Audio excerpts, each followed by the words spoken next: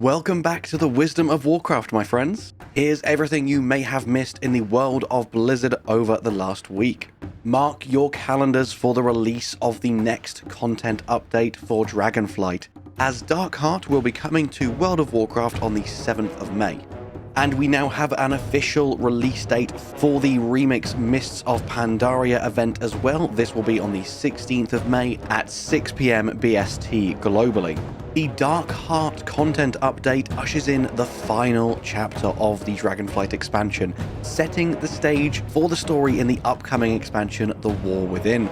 Along with this, Draenei and Trolls can also now embark on their new questlines to lay claim to their heritage armor.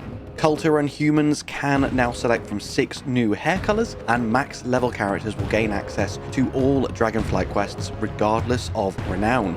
Next up, let's take a look at new details that have been revealed for World of Warcraft Remix Mists of Pandaria.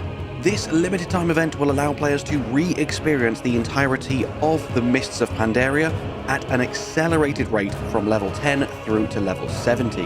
All loot has been completely overhauled and has powerful new effects, allowing players to shape their experience, power up and power on. And some of these new features include customizable items, allowing you to power up as far as you can go to take on tougher content. A mountain of loot. Powerful items are abundant everywhere. Quests, chests, creatures, bosses, you name it. And you can convert unwanted items into bronze, which can then be used to upgrade your wanted items and even purchase permanent cosmetics that will transfer over to the retail version of WoW at the end of the season. Also, the rewards for the May trading post have been announced. This is the Floral Fancies Festoon, a variety of new items flowering in this month's trading post, embracing the spirit of spring as you gild your back with the wings of the Amber Monarch. As always, there is a bunch of new and returning pets, mounts, and transmogs. Another absolutely incredible reward you can get from the trading post this month, though quite controversial because of how you could originally obtain it, is the Blazing Hippogriff. This is formerly a TCG mount, so very rare and very exclusive, and it will be available on the trading post for 800 tender. My personal favourite has got to be Pokey, this little voodoo doll. I think he is amazing. Also, don't forget, as the trading post has now existed for more than a year, if you have completed the trading post 12 times, that doesn't need to be consecutively, just 12 times total, you will also be automatically awarded a new achievement, the Trading Post Enthusiast, along with a new color-shifting transmog, the Burden of Unrelenting Justice. Most of us should probably have that by now if you've been consistent enough over the last year, so hopefully they will add a new one for 24 months. Also, if you are a PvPer, the Season 4 Arena World Championships returns on the 3rd of May. I'm personally getting too old for PvP myself, but I do love to watch PvPers at work because some of the things they can do is just mind-bogglingly awesome to me. Another new addition to WoW, which actually just started on the 30th of April, is the Northrend Cup. This is a new dragonriding event, and it takes place across 12 dragonriding courses throughout Northrend. And if you do manage to complete all Northrend Cup races on gold, you will earn a brand new achievement and the Northrend Racer title. Alongside this, there is an absolute load of rewards to be won. You can get the full Icy Drake Racers Transmog set, the Vial of Endless Draconic Scales, which randomizes your mount customizations each time you mount, and even 4 new dragon customizations. So if you are adept at dragon riding, make sure you get on this one before it ends on the 13th of May.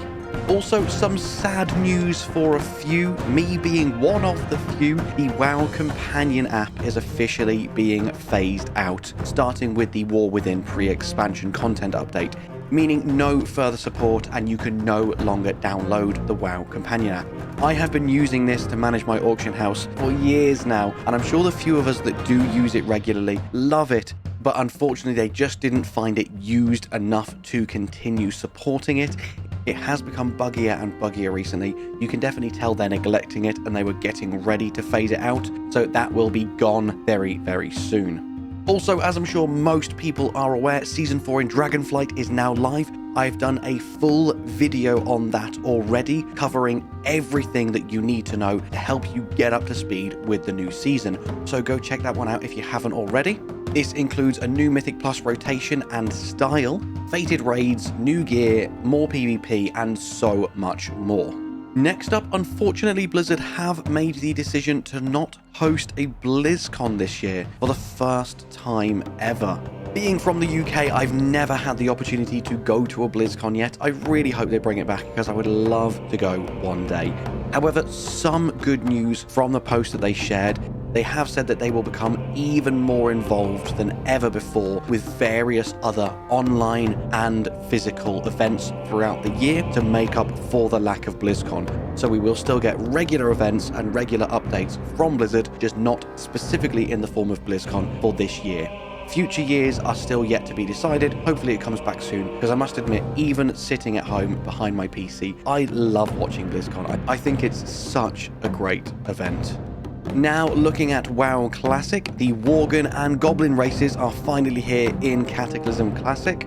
A few of the other features that are coming with the Cataclysm Classic pre-expansion event include new race and class combinations, updates for many classes including new talents, trees, spells, and much more, the new archaeology profession, and most importantly for me, transmogs are coming to Cataclysm Classic. Transmogging my character has always been one of my absolute favourite things to do in WoW, so I'm so happy that Cataclysm Classic is getting it as well.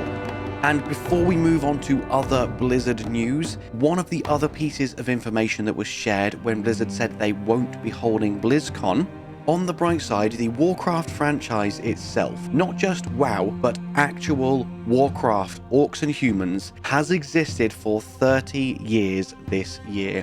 And Blizzard has said that they are planning to celebrate in a big way the 30th anniversary of Warcraft with multiple global in-person and online events covering all Warcraft games.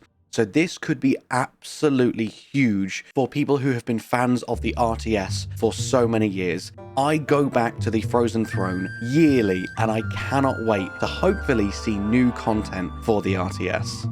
Also in other news, the Mirror Watch event has begun in Season 10 of Overwatch 2, allowing us to see our favourite characters adopt new appearances and powers for a limited time. This event introduces new versions of well-known characters until May 13th. Players can participate in the first event of Season 10, where heroes and villains switch places. And the final update I had for you today is some Diablo Immortal stuff, but no one cares about that. We're not going to talk about that. Let's just move on to the end of the video. My friends, if you've been enjoying the content of this brand new channel so far, please let me know. I'm always looking to improve and to grow the subscriber base, so if you enjoy what you've seen so far, please do subscribe. Please share any feedback you've got for me. And with that, all that's left for me to say is thank you so much for watching. I hope you have an amazing day, and I'll see you in the next one. Bye-bye.